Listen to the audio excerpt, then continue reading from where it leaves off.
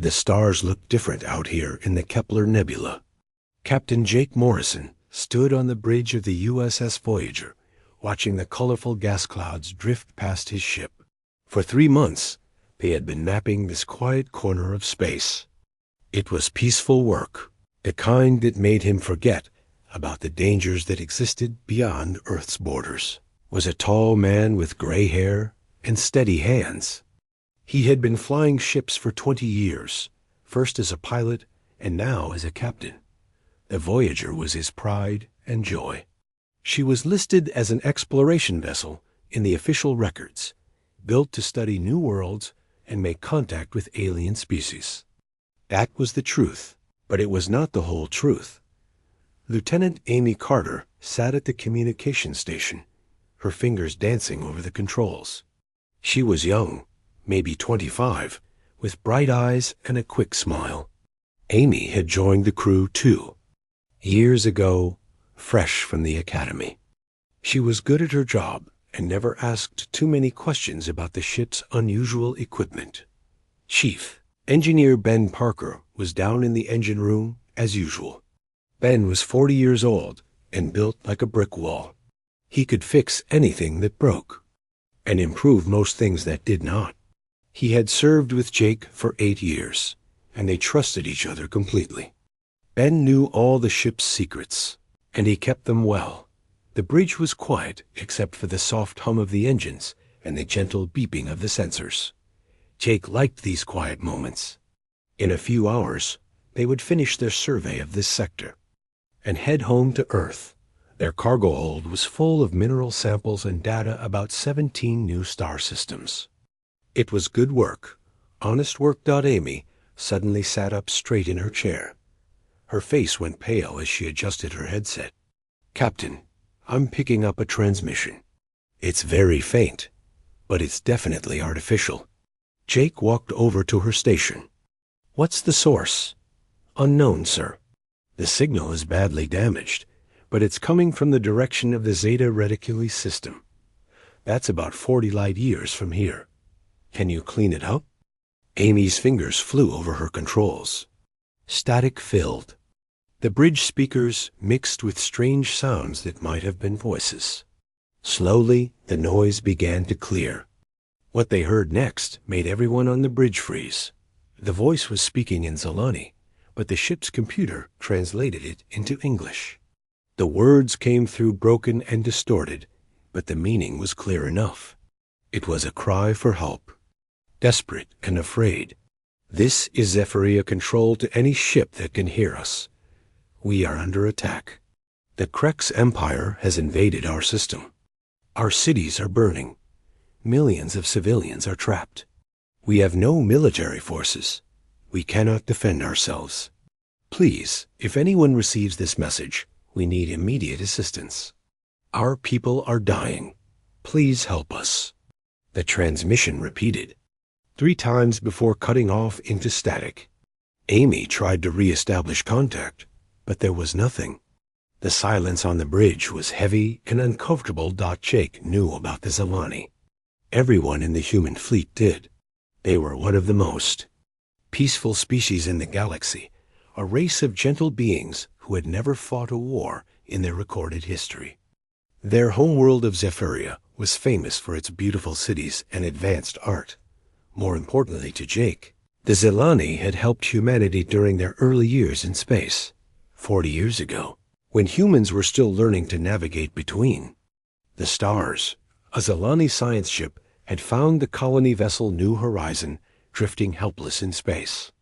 The ship's navigation system had failed during a solar storm, leaving 3,000 human colonists lost and slowly dying as their life support systems failed.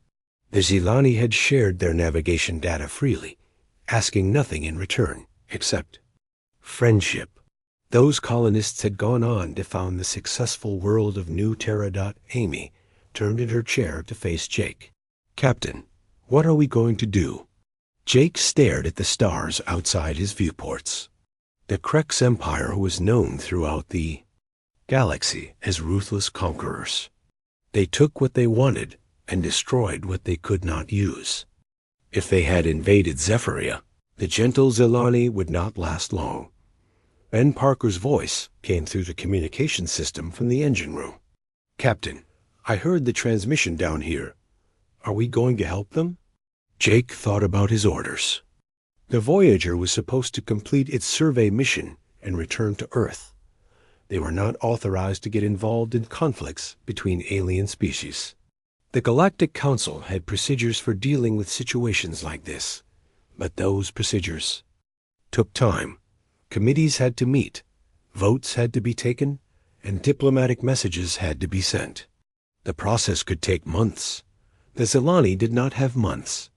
From the sound of their transmission, they might not have days. Lieutenant Amy Carter was still watching him, waiting for his decision. Her young face was full of hope and determination. She wanted to help, just like Ben did, just like Jake did.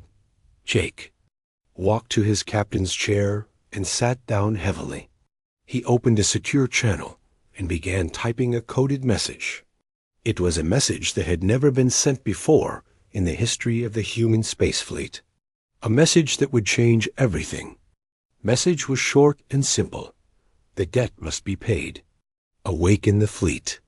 He sent the message with the highest priority codes, routing it directly to Earth through the deep space communication network. Someone would receive it within hours, and then decisions would be made that had been planned for over a century. Jake closed the secure channel and looked at his crew. Amy was still watching him with those bright, hopeful eyes. Ben had come up from the engine room and was standing by the door, waiting. "Set course for the Zeta Reticuli system," Jake said quietly. "Maximum speed." Amy smiled and turned back to her controls. Ben nodded and headed back to the engine room to prepare for the jump to hyperspace.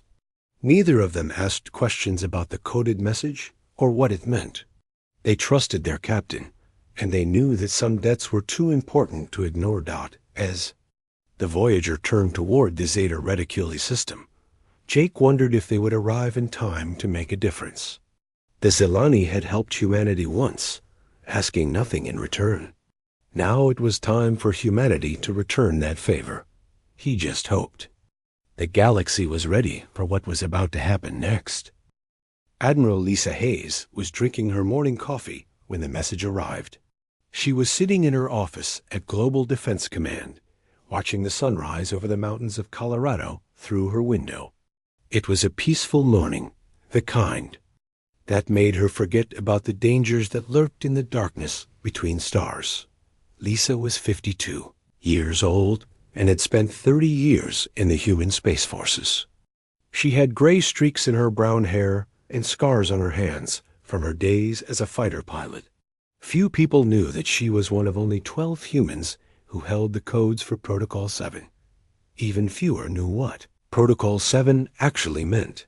Her computer beeped softly, indicating an incoming message with the highest priority rating. Lisa set down her coffee cup and opened the transmission. The message was short, just 8 words, but those words made her blood run cold. The debt must be paid. Awaken the fleet. Lisa stared at the screen for a long moment. She had hoped this day would never come. For over a century, humanity had kept its greatest secret hidden from the galaxy. They had played the role of peaceful explorers while building something that no other species would expect or understand. She picked up her secure phone and dialed a number that connected directly to the president's private office. Frank Chun answered on the second ring. "Mr. President, this is Admiral Hayes. We have a Protocol 7 situation." There was silence on the other end of the line. Frank Chun was a good president, but he was also young. He had been in office for only 2 years, and Protocol 7 had been briefed to him as a theoretical possibility. Now it was real. "Are you certain, Admiral?" "Yes, sir." The message came from Captain Morrison in the Kepler Nebula.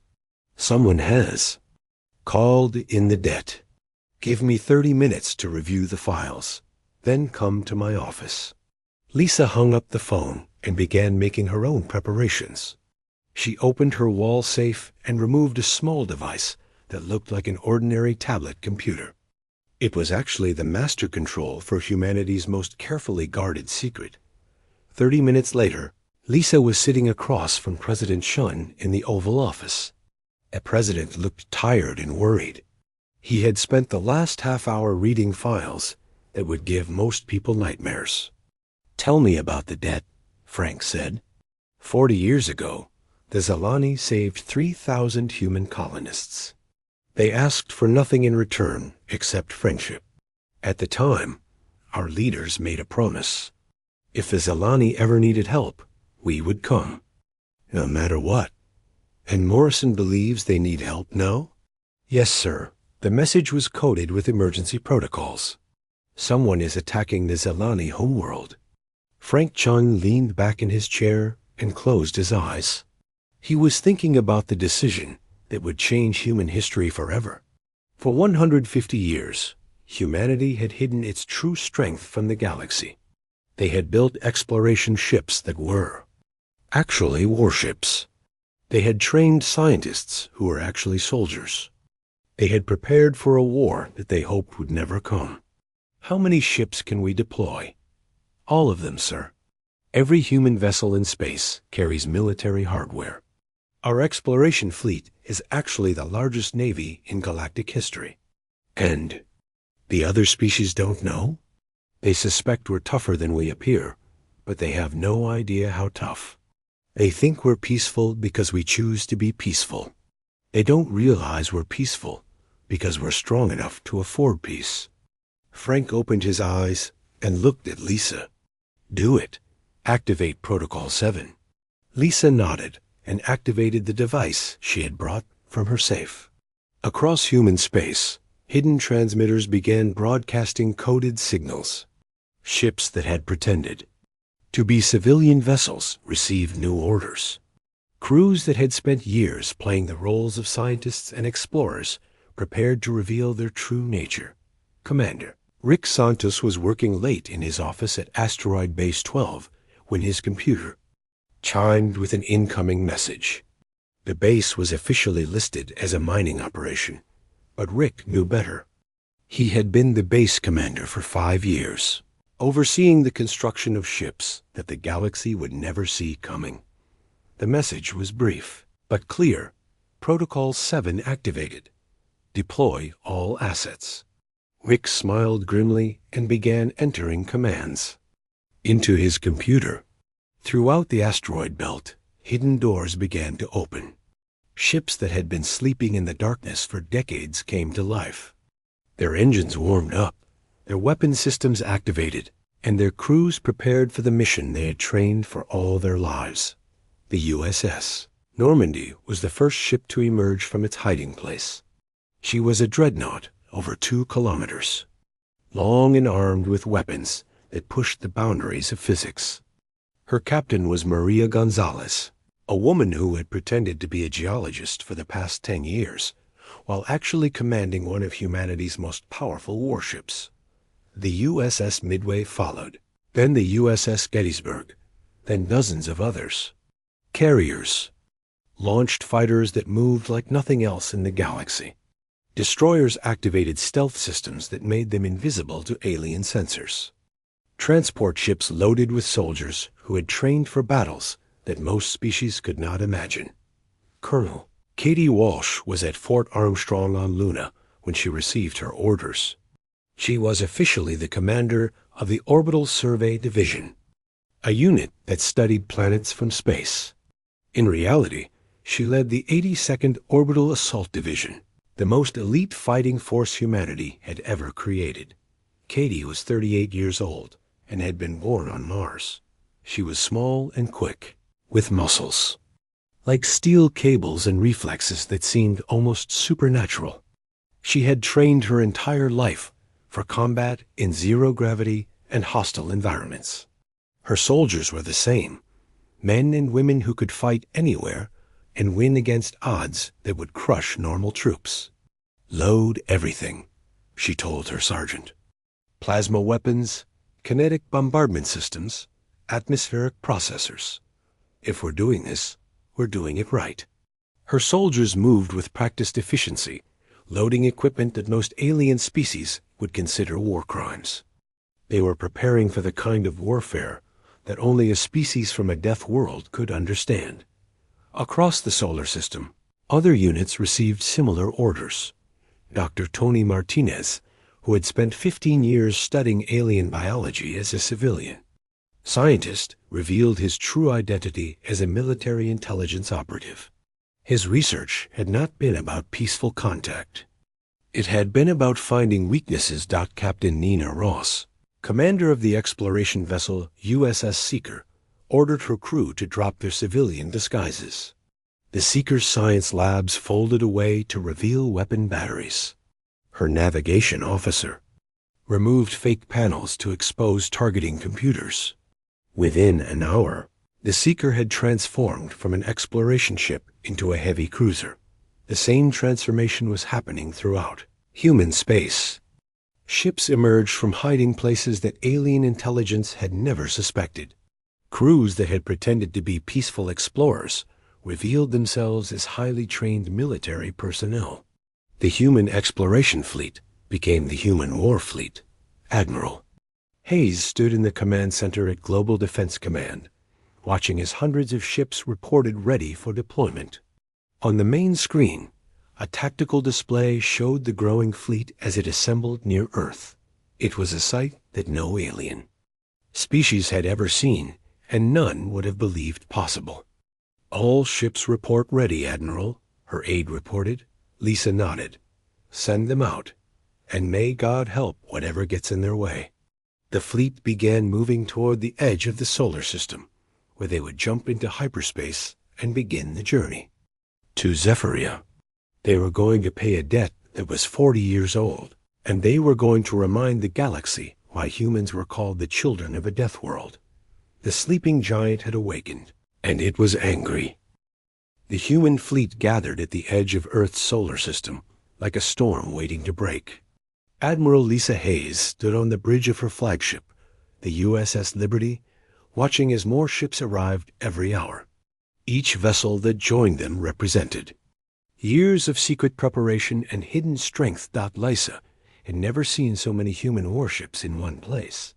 The official records listed them as exploration vessels, research ships, and cargo haulers. The truth was very different. Every ship in the fleet carried enough firepower to level a planet, and their crews were trained for the kind of warfare that made other species have nightmares. The journey to Zephyria would not be easy. The Krex Empire had blockaded all the major hyperspace routes leading to the Zelani homeworld.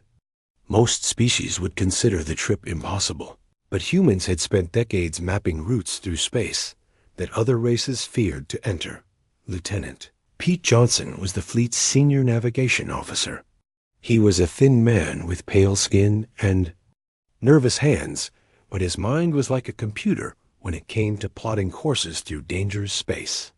Pete had spent 20 years charting paths through regions that most aliens considered certain death. "Admiral, I've found a route," Pete reported from his station. "We can go through the void storms." The bridge crew went quiet. The void storms were a region of twisted space-time that stretched for 50 light years in every direction. Ships that entered the storms were usually never seen again. The few that survived came back with tails of gravity waves that could crush a hull and energy fields that drove crews insane. "How long will it take?" Lisa asked. 3 weeks, ma'am." "Maybe 4 if the storms are particularly bad." Lisa nodded. Other species would need months to find a safe route around the storms. Humans would go straight through them. It was the kind of decision that made perfect sense to a species that had evolved on a world where everything tried to kill them. "Send the route data to all ships. We leave in 6 hours." The fleet began its journey into the unknown. The first few days were routine, with the ships traveling through normal space at high speed. The crews used the time to prepare for what was coming. Weapons were checked and rechecked. Battle plans were reviewed. Soldiers practiced boarding procedures and urban combat techniques. Captain Jake Morrison's ship, the USS Voyager, served as the fleet's scout. Jake had arrived at the Shi rendezvous point 3 days earlier and immediately volunteered for the most dangerous job. The Voyager would go ahead of the main fleet, using her advanced sensors to map safe passages through the storms. Amy Carter was still at her communications station, but now she wore a military uniform instead of her explorer's outfit. The young woman had adapted quickly to the change, as if she had been waiting her whole life for this moment. She monitored alien communications channels, listening for any sign that the Krex had detected their approach. "Captain, I'm picking up Krex military chatter," Amy reported. "They're talking about increased patrols around Zephyria. They know someone might try to help the Zelani." Jake studied the tactical display on his screen. The Krex had positioned their ships to block every known hyperspace route to the Zelani system. It was a smart strategy, but it assumed that their enemies would use conventional navigation methods. Ben Parker joined them on the bridge, wiping grease from his hands with a dirty rag. The chief engineer had been working around the clock to prepare the ship's systems for the journey ahead. The Voyager was tough, but the void storms would test every system on the ship. "How are we looking, Ben?" Jake asked. "All systems are running at peak efficiency. The hull has been reinforced, and I've added extra shielding around the critical components. We should be able to handle whatever the storms throw at us." As they approached the edge of the void storms, the space around them began to change. Stars seemed to bend and twist, creating patterns that hurt to look at directly. The ship's instruments registered gravity fields that should not have existed and energy readings that made no scientific sense. The main fleet followed behind the Voyager, their ships spread out in a formation that would minimize damage if something went wrong. Each vessel was a masterpiece of human engineering, built to survive in conditions that would destroy ships from other species. Admiral Hayes watched from her command center as the fleet entered the storms. The Liberty shook and groaned as waves of distorted gravity washed over her hull. Emergency lights flickered, and several crew members had to grab onto nearby supports to keep from falling. "Hull stress is within acceptable limits," reported Commander Sarah Kim, the ship's engineering officer. "All systems are holding steady." The journey through the void storms was like sailing through a hurricane made of space and time. Ships that strayed too far from the planned route were caught by gravity whirlpools that tried to tear them apart. Energy storms lashed at their hulls with forces that could have powered entire planets, but the human ships pushed forward. Their crews worked with the kind of calm determination that came from growing up on a world where survival required constant struggle. When systems failed, they were repaired quickly. When navigation became impossible, backup methods were used. When crew members collapsed from the stress, others took their places without hesitation. Dr. Tony Martinez was aboard the science vessel USS Darwin, which was actually a heavily armed intelligence ship. Tony had spent years studying the effects of exotic space phenomena on alien biology. Now he was using that knowledge to help the fleet navigate safely through the storms.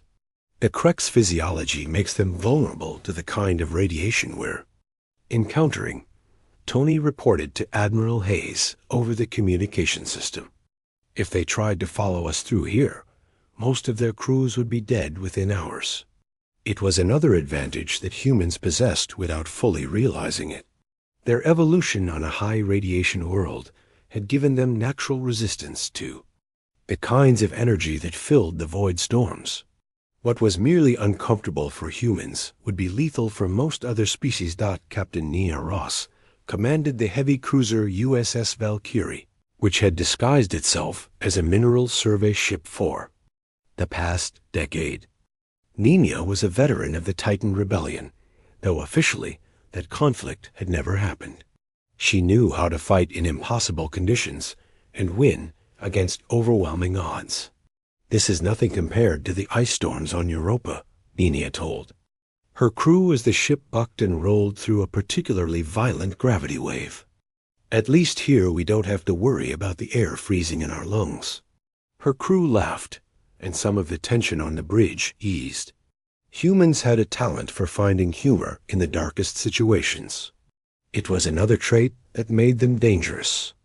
Opponents and loyal allies, the Voyager continued to lead the way, with Jake Morrison making split-second decisions that kept the fleet moving forward. Amy Carter intercepted more Krex communications, learning that the enemy was growing concerned about the lack of response from the Galactic Council. They had expected diplomatic protests and emergency meetings. They had not expected silence.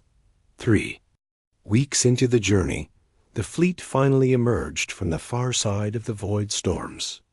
They were battered and exhausted, but they had made it through space that no other species would have dared to enter. More importantly, they had done it without losing a single ship. "All vessels report ready for combat operations," Lisa's aide informed her. The Admiral looked at the tactical display, which now showed the Zephyria system just a few hours away. Long-range sensors detected dozens of Krex ships in orbit around the planet, along with signs of massive destruction on the surface. Cities were burning, and the beautiful world that the Zelani had called home for thousands of years was being systematically destroyed. "Signal the fleet," Lisa ordered. "We go in fast and hit them hard. No warnings, no negotiations." They made their choice when they decided to attack a peaceful species.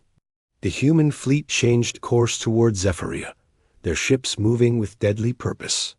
They had traveled through hell to get here, and now they were ready to deliver hell to those who deserved it. The Krex Empire was about to learn why humans were called the children of a death world. The human fleet dropped out of hyperspace at the edge of the Zephyria system, like thunder breaking the silence of space. Admiral Lisa Hayes watched her tactical display as dozens of red dots appeared, marking Krex warships in orbit around the Mumpi, burning planet below. The enemy had expected no one to come. They were about to learn how wrong they were. The Krex commander aboard the battleship Destroyer of Worlds was the first to notice the new arrivals. His name was War Leader Vex, and he had conquered 17 worlds in his long career. He looked at his sensor displays with confusion, then growing alarm. "What am I looking at?" Vex demanded from his bridge crew. "Unknown vessels, War Leader. Our sensors count at least 200 ships, possibly more. They appear to be ... human." Vex laughed, a harsh sound that echoed through his command center. "Humans? Those weak creatures who play at being explorers? Send a squadron to deal with them. This will be over quickly." But as the Krex ships moved to intercept the newcomers, their sensors began picking up energy readings that made no sense. The human vessels were not running away as expected. Instead, they were spreading out in an attack formation that looked almost predatory. Admiral Hayes stood on the bridge of the USS Liberty, watching as her fleet took positions around the Krex forces. She did not bother with warnings or demands for surrender. The burning cities on Zephyria below told her everything she needed to know about Krex mercy. "All ships, this is Admiral Hayes. Execute Plan Alpha. Show them what humans are really capable of." The battle began with Lieutenant Alex Turner leading his fighter squadron in an attack that defied every known rule of space combat. Alex was 26 years old and had been born in the asteroid belt. He had learned to fly in 3 dimensions before he could walk properly on a planet's surface. His fighter, the USS Hornet, twisted through space in patterns that made experienced Krex pilots dizzy just watching. Alex dove straight into a formation of enemy fighters, his weapons blazing. The Krex ships tried to track him, but their targeting computers could not predict where he would be next. "This is impossible," one Krex pilot transmitted before Alex's plasma cannons turned his ship into scrap metal. "No one can fly like that." Alex grinned inside his helmet as he spun his fighter around an enemy missile and returned fire. "You obviously never tried to fly through Saturn's rings during a storm," he said to himself. Captain Nina Ross was commanding the USS Valkyrie when 3 Krex battleships surrounded her vessel. The enemy commanders expected an easy victory. One human ship against 3 of their finest warships should have been over in minutes. Nina looked at her weapons officer, Commander Joe Stevens, and smiled. "Joe, remember those weak points we identified in Krex hull design?" "Yes, ma'am." "Right where their shield generators connect to the main power grid. Light them up." The Valkyrie opened fire with weapons that the galaxy had never seen before. Human plasma cannons hit with the force of small suns, while kinetic projectiles moved at speeds that turned them into pure energy upon impact. The 3 Krex battleships found themselves outgunned by a single human vessel. The first Krex ship lost its shields within seconds. The second took a direct hit to its engine core and exploded in a ball of fire. The third tried to retreat, but Nina's ship was faster and more maneuverable. "Impossible," War Leader Vex muttered as he watched his finest ships being destroyed by opponents who are supposed to be weak explorers. How are they doing this? On the surface of Zephyria, Colonel Katie Walsh was preparing to lead the most important mission of her career. The USS Landing Force had dropped into the planet's atmosphere, carrying 2,000 of humanity's elite soldiers. Their job was to liberate the Zelani civilians who were trapped in the occupied cities. Katie stood in the drop pod bay, checking her equipment one final time.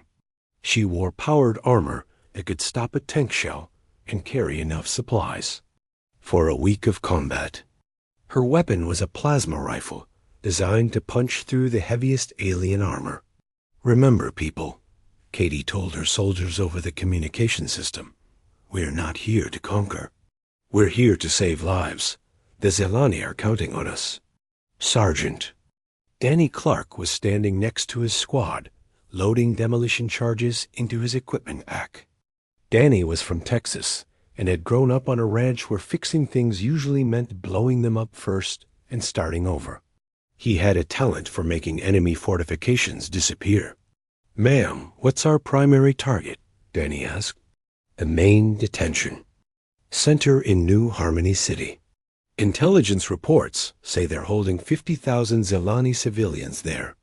We get them out, and we deal with the Krex garrison." The drop pods launched from the landing force like shooting stars falling toward the planet's surface. Each pod carried 5 soldiers who had trained for exactly this kind of mission. They fell through the atmosphere at speeds that would have killed normal humans, protected by technology that turned them into living weapons. Katie's pod hit the ground in the middle of a Krex military compound. The aliens had built their base in what used to be a Zelani park, destroying centuries-old trees to make room for their bunkers and weapon platforms. Katie and her team came out of their pod shooting. The Krex soldiers had never faced anything like human infantry. Katie moved through their defensive positions like she was taking a walk in the countryside. Her armor absorbed their weapons' fire, while her rifle cut through their cover like paper. Behind her, her soldiers advanced with the kind of coordination that seemed almost supernatural. "What are these creatures?" One Krex officer screamed into his radio before Danny Clark's demolition charge turned his bunker into a crater in space. The battle was turning into a complete disaster for the Krex fleet. Their ships were faster than human vessels in a straight line, but the humans did not fight in straight lines. They fought like they had learned to survive on a world where everything wanted to kill them. Captain Jake Morrison brought the USS Voyager into range of a Krex destroyer that was trying to bombard the planet's surface. The enemy ship was 3 times larger than the Voyager, but Jake had advantages that the Krex did not understand. "Amy, jam their communications. Ben, give me everything the engines have got." Amy Carter's fingers danced over her controls, filling the Krex ship's communication systems with static and false signals. Ben Parker pushed the Voyager's engines past their official safety limits, giving Jake the speed he needed to close with the enemy. The Voyager opened fire at point-blank range, her weapons tearing through the destroyer's hull like it was made of paper. The Krek ship tried to return fire, but its guns could not track a target that moved like Jake's ship did. "This is not possible," the Krek's captain transmitted before his ship exploded. "Ships cannot move like that." But they could, if they were. Built by humans and crewed by people who had grown up learning that impossible was just another word for difficult. Down on Zephyra's surface, Katie Walsh and her soldiers had reached the detention center. The building was a massive concrete structure surrounded by electric fences and guard towers. It had been designed to hold prisoners who would never try to escape. The Kreks had not designed it to keep out humans. Danny Clark placed his charges on the main gate while Katie's other soldiers dealt with the guard towers. The explosion that followed could be heard for miles, and when the smoke cleared, there was a hole in the fence large enough to drive a truck through. "Let's go get our friends," Katie said, leading her soldiers into the compound. The battle for Zephyria was almost over. In space, the Krek's fleet was either destroyed or fleeing toward the edge of the system. On the ground, their garrisons were surrendering as fast as they could find white flags to wave. War leader Vex was dead, his flagship nothing but debris. Floating in orbit, Admiral Hayes received a communication from the planet's surface. It was Captain Morrison, reporting from the Zelani capital city. "Admiral, the Zelani Prime Minister wants to speak with you." "I think you should take this call." Lisa nodded and opened a channel to the surface. The face that appeared on her screen belonged to an elderly Zelani with tears in his large, gentle eyes. "Admiral Hayes," the Prime Minister said in his soft voice, "I am Kello, leader of what remains of my people. We do not know how to thank you for what you have done." Lisa looked at the alien leader and felt a weight lift from her shoulders. "Prime Minister Kello, no thanks are necessary. We were simply repaying an old debt." The liberation of Zephyria was complete, but the shockwaves from the battle would be felt throughout the galaxy. Humanity had revealed its true nature, and the universe would never be the same. 3 days after the battle, Admiral Lisa Hayes stood before the Galactic Council on the space station Harmony. The massive chamber was filled with representatives from hundreds of different species, all staring at her with expressions ranging from fear to amazement. The emergency session had been called to address what the media was calling the most shocking military action in galactic history. The council chamber was silent as Lisa walked to the speaker's platform. She wore her dress uniform, the medals, on her chest telling the story of humanity's hidden military service. Behind her on the main screen, images played of the battle at Zephyria, burning Krek ships, human soldiers helping Zelani civilians, cities being rebuilt instead of destroyed. Council Speaker Thorian, a tall being with blue skin and 4 arms, called the session to order. His voice carried across the chamber through translation devices that converted his words into hundreds of different languages. "Admiral Hayes, the Council demands an explanation. How does a species of peaceful explorers possess the most advanced military force in the galaxy? How long have you been deceiving us?" Lisa looked out at the assembled representatives and felt no shame.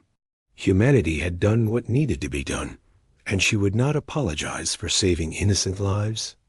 "Honored council members, humanity has never deceived anyone. We told you we were explorers, and we are. We told you we valued peace, and we do. What we did not tell you was that we learned long ago that peace is only possible when good people are willing to fight for it." She activated a control device, and the main screen changed to show historical records from Earth, images of ancient wars, modern conflicts, and finally humanity's expansion into space. "My species evolved on a world that tried to kill us every day. We survived ice ages, plagues, natural disasters, and countless wars. We learned that strength and compassion are not opposites. They are partners. In the audience, Ambassador Zara from the Zelani delegation was crying openly. Her people had been saved by human intervention, and she knew that without Admiral Hayes and her fleet, the Zelani would have been extinct within weeks. When we joined the galactic community 200 years ago, Lisa continued, we made a promise to ourselves. We would never again watch innocent people suffer when we had the power to help them. Every human ship in space carries both scientific instruments and military equipment because we refuse to be helpless when others need us. Council Speaker Thorian's forearms gestured in what his species considered a threatening manner. You have violated the peace treaties. You have hidden military forces. You have interfered in a conflict without council approval. Lisa's expression hardened. The council's approval would have taken months. The Zelani did not have months. They needed help immediately, and we gave it to them.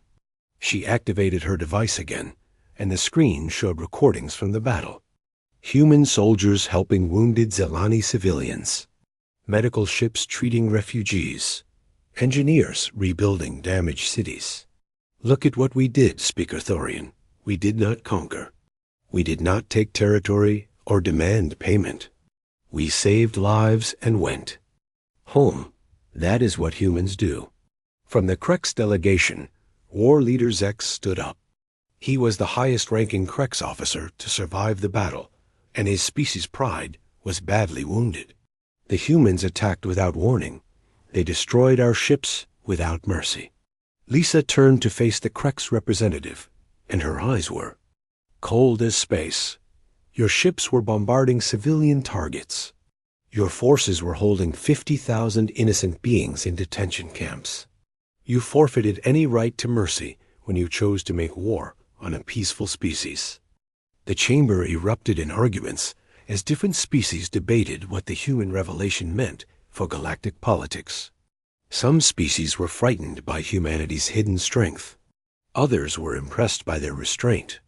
A few were already sending diplomatic messages to Earth, hoping to secure human protection for their own worlds. On Earth, President Frank Chun was watching the council session from his office. He had spent the last 3 days in emergency meetings with world leaders, preparing for this moment. The secret was out, and humanity would have to live with the consequences. Dr. Tony Martinez sat in the gallery of the council chamber, no longer pretending to be a simple scientist. His years of studying alien biology had given him unique insights into how different species would react to the revelation of human military power. Most of them are scared. Tony transmitted to Admiral Hayes through a secure channel. But the peaceful species are grateful, and the aggressive ones are reconsidering their expansion plans. Captain Jake Morrison was back aboard the USS Voyager, which was now officially designated as the USS Vindicator. His ship was part of the New Human Defense Corps, a military organization that no longer needed to hide its true purpose. Jake wore his military uniform with pride, knowing that his decision to send that coded message had changed galactic history. Amy Carter was still his communications officer, but now she monitored military frequencies instead of pretending to study stellar phenomena. Ben Parker had been promoted to Chief Engineer of the Defense Corps, overseeing the maintenance of humanity's revealed fleet. Captain, Amy reported from her station, we're receiving another distress call. This one is from the Gentle Ocean system. Pirates are attacking the Coral People. Jake smiled grimly. Set course for Gentle Ocean. Maximum speed. The Vindicator turned toward its new destination, one of dozens of human ships responding to calls for help throughout the galaxy. The secret was out, and humanity was no longer hiding its willingness to fight for those who could not fight for themselves. Back at the council session, Admiral Hayes was finishing her speech. The chamber had grown, quiet as representatives realized the implications of what they were hearing. The galaxy has a choice, Lisa said. You can fear us for our strength, or you can trust us to use that strength wisely. We have spent 200 years proving that humans can be both powerful and peaceful. We will continue to explore, to learn, and to make friends among the stars. But we will also continue to protect those friends when they are threatened. She paused and looked directly at the Krex delegation. And we will continue to punish those who prey on the innocent. The Krex Empire has 3 days to release all slave populations and begin paying reparations to their victims. If they refuse, they will discover that the battle at Zephyria was just a small demonstration of human capabilities. War Leader Zek sat down heavily, his species' aggressive posture suddenly seeming much less wise. Across the galaxy, other warlike races were having similar realizations. The humans were not the weak explorers they had pretended to be. Council. Speaker Thorium called for order as the chamber erupted in discussion again. Some species were demanding that humanity be expelled from the council. Others were requesting immediate defense treaties. The political landscape of the galaxy was changing by the hour. Ambassador Zara from the Zalani delegation was given permission to speak. She stood slowly, her grief for her devastated world mixed with gratitude for her people's salvation. Honored council members, she said in her soft voice, my people have known humans for 40 years. In all that time, they have never asked us for anything except friendship. When we needed help, they came without hesitation. They asked for no payment, claimed no territory, demanded no concessions. They simply helped because it was the right thing to do. She looked directly at Admiral Hayes. The humans call it paying a debt, but there was no debt. We helped them once because we could. They helped us because they could. That is what friendship means. The session continued for hours, but the outcome was already clear. Humanity would remain in the galactic community, but their role had changed forever. They were no longer the mysterious explorers from the edge of space. They were the defenders of those who could not defend themselves. Admiral Hayes left the council chamber knowing that her species had crossed a line they could never uncross. The peaceful facade was gone, replaced by something more honest and more dangerous. Humanity had revealed itself as the galaxy's guardian, whether the galaxy wanted guardians or not. Captain Morrison received his new orders as the Vindicator approached the gentle ocean system. The pirates attacking the coral people had already surrendered when they detected human ships approaching. Word was spreading quickly that humans no longer hid their strength. This is the Human Defense Corps, Jake transmitted to the pirate fleet. You have 10 minutes to withdraw from this system. Any vessel still here after that time will be considered hostile. The pirates departed in 9 minutes, leaving the grateful coral people to rebuild their damaged settlements. It was the new reality of galactic politics. Humanity had awakened, and the predators of space were learning to fear the sound of human engines in the darkness. The debt to the Zalani had been paid in full, but humanity had discovered something important about itself. They were not meant to hide their strength or pretend to be weak. They were meant to stand guard in the darkness, protecting those who needed protection and ensuring that the innocent could sleep safely among the stars. Earth's children had found their true purpose. At last,